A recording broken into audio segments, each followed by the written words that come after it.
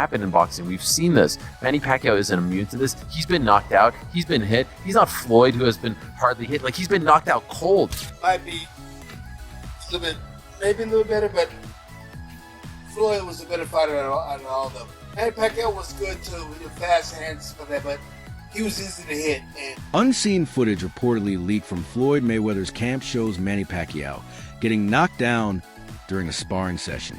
The clip reveals Pacquiao taking heavy shots before his trainer steps in to halt the session, sparking new concerns about his condition and readiness to compete at the highest level.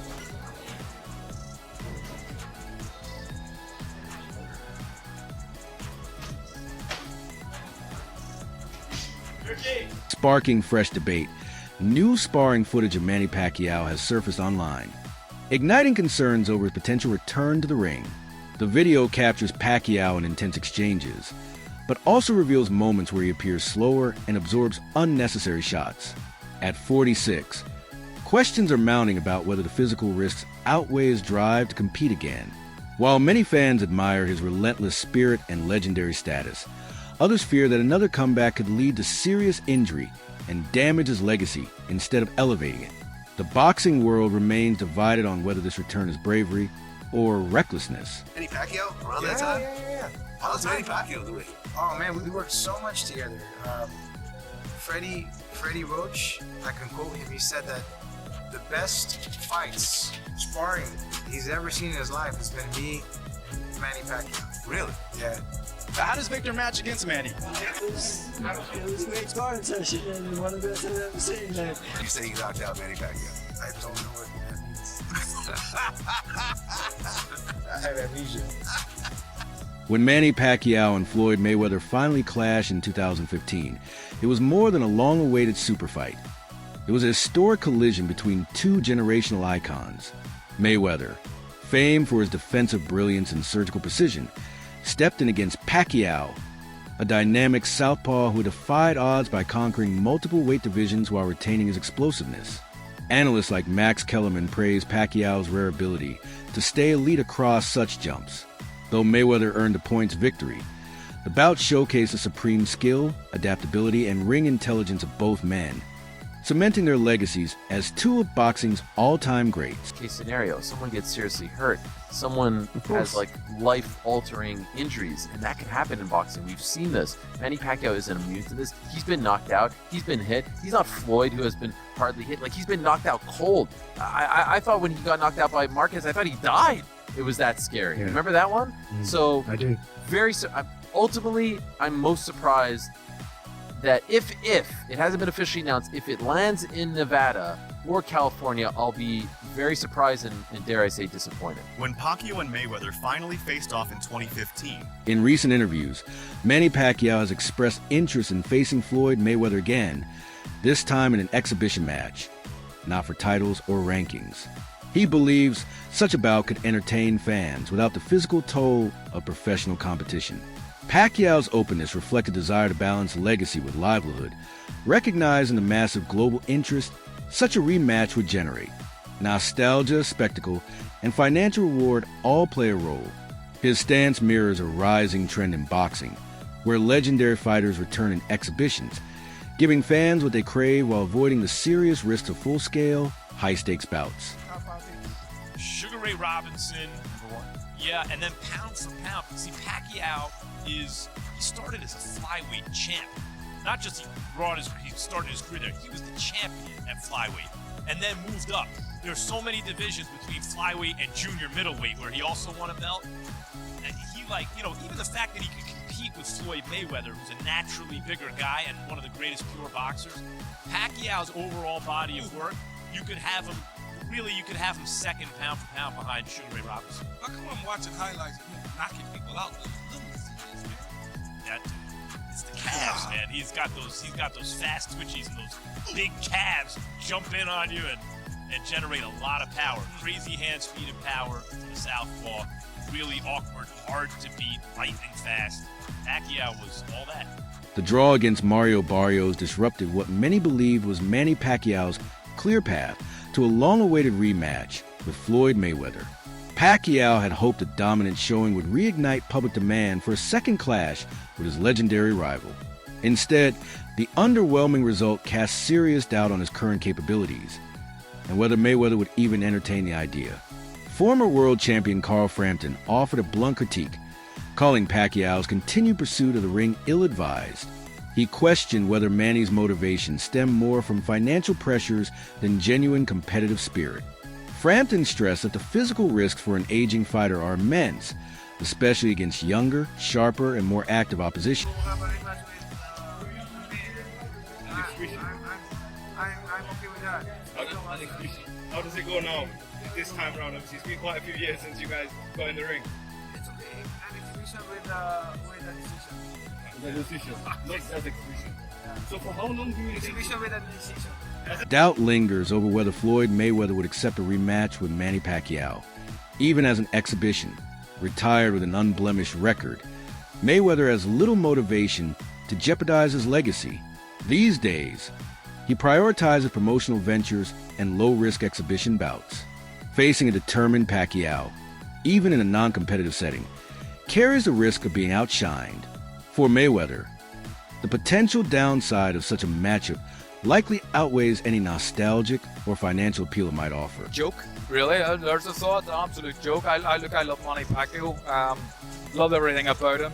An all-time great in terms of what he's done previous, but that doesn't entitle you to just walk back in after 6 years and get a number 4 ranking with the WBC and fight for a world title. What about all the other guys that are waiting around? It's wrong. We seen Manny Pacquiao fight an exhibition against a kickboxer in his last fight, and kickboxers can't box, right?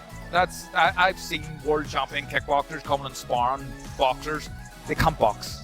They can kick, but they can't, and they can kick and box a little bit. They can't really box, and Manny didn't do great. I mean, yep, I don't know. The WBC, I think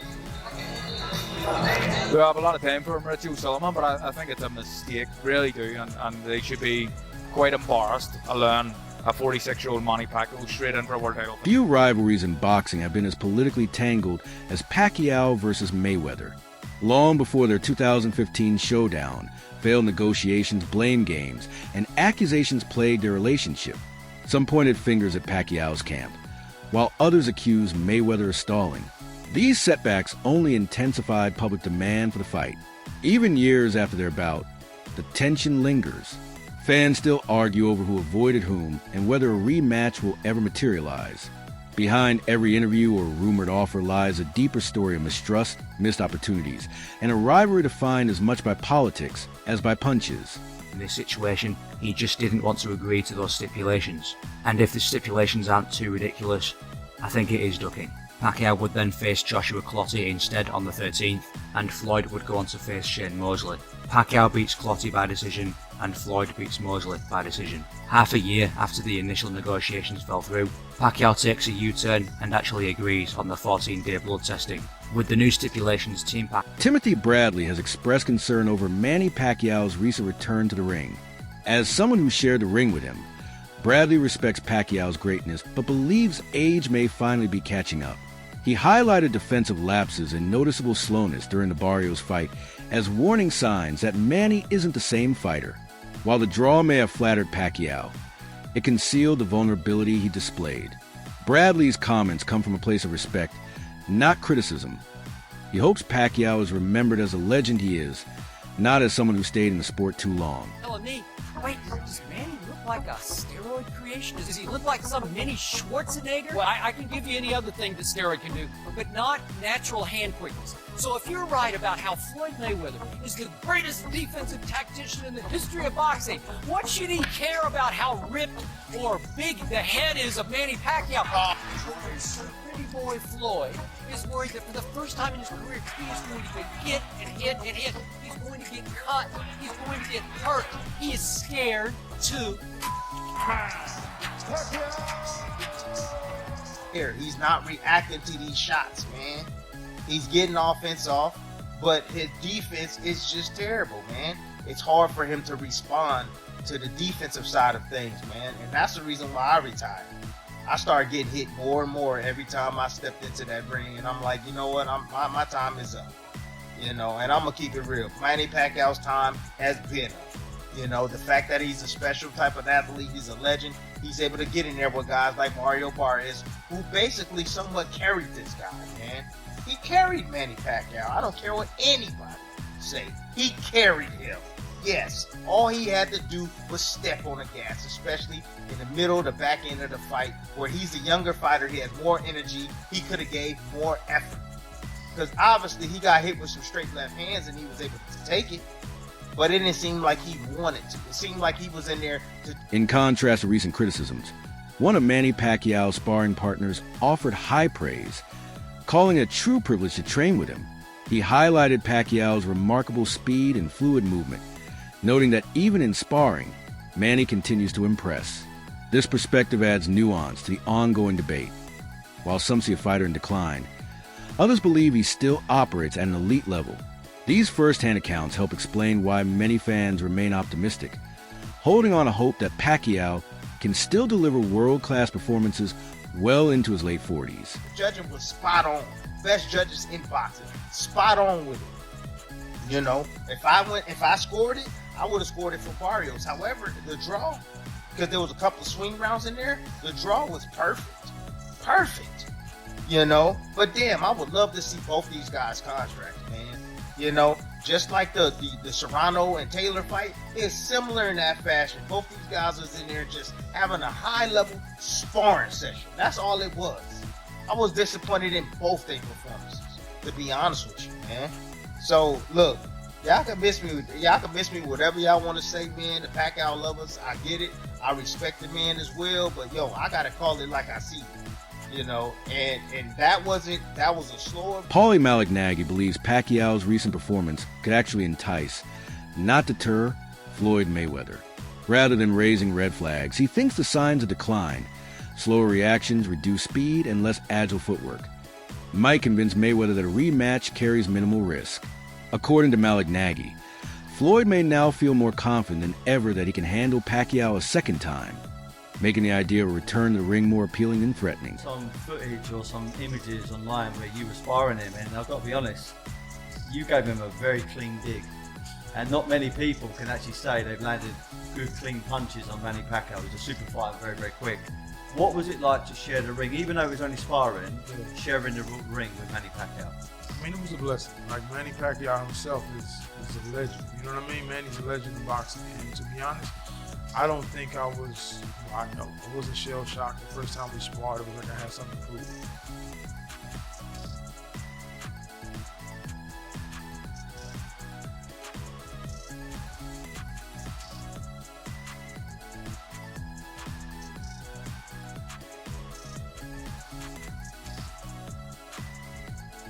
Despite concerns, Pacquiao's performance against Barrios impressed many observers. At 46, he showcased movement, sharp combinations, and stamina that younger fighters often lack. His timing remained crisp, and his dedication to training was clear through his footwork and relentless output. While he may not be at his absolute peak, the fight proved he's far from done. For fans, it reignited belief that one final mega fight isn't just possible. It's still exciting, competitive, and well worth watching. The point in time we are in boxing, he's actually in a great position because he sucks, but he has a world championship. So you got guys that bring a lot of money that will point to him. Manny Pacquiao just pointed to him. If I'm Floyd Mayweather and I watch that fight, I say, bro, I can beat that guy. Mayweather may come back and say, let me go beat that guy. Champ. You know? And then, because I guarantee, right now, if Mayweather comes back and fights him, my money's on Floyd. Easy. Right now, I have Floyd's age. Easy.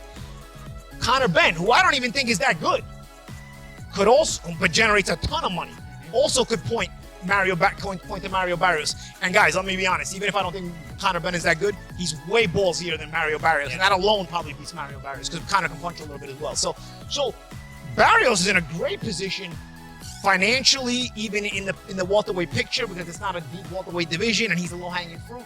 Sugar Shane Mosley, who shared the ring with both legends, offers a balanced yet firm take. Floyd Mayweather holds a tactical advantage. He points out that Pacquiao's aggressive style creates openings that a defensive genius like Mayweather can exploit with ease. According to Mosley, the gap in defensive skill is too big to ignore. While Pacquiao brings speed and volume, it's Mayweather's precise counters and evasive mastery that still give him the clear edge. Pacquiao needs his legs to be explosive. That's how he made a career. That's how he became an A-division champion, an all-time great. And he still has the little bounce on his legs, man. So credit to those big-ass calves that Manny Pacquiao has, because he showed signs of greatness, man. And it was great to see that, but the judges didn't give it to him. He looked so much better than I thought he was. And I was basing a lot of my opinion on his age and the 2 exhibition fights that he fought since his last pro fight, where he looked slow, fleshy, just didn't look anything like the man he used to be. Look, this was not a good fight. I mean, can we just get that out of the way? Like, this looked to me like kind of a high-level sparring session. It's just what it looked like I was watching. And some of the numbers back that up. I mean, Pacquiao, he landed 101 punches of 577 thrown. That was a 17.5%. As talk of a rematch gains momentum, fans and analysts are once again revisiting the story of Mayweather versus Pacquiao. Over the years, hopes for a second bout have sparked and faded, often stalled by timing or unresolved disputes. Now, with both legends past their prime yet still powerful figures in the sport, the rematch feels more possible than ever. Whether driven by nostalgia, unfinished business, or financial lure, the buzz around Mayweather-Pacquiao 2 refuses to fade. And this time, it might become reality.